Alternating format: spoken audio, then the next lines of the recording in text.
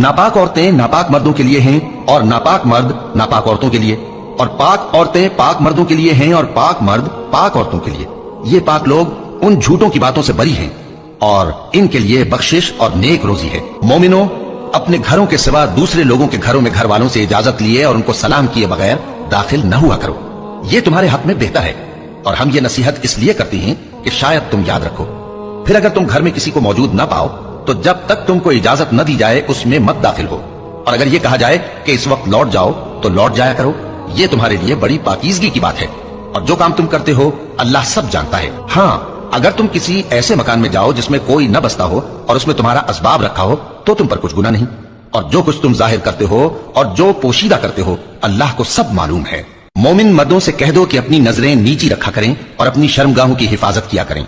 ये उनके लिए बड़ी पाकीज़गी की बात है और जो काम ये करते हैं अल्लाह उनसे खबरदार है।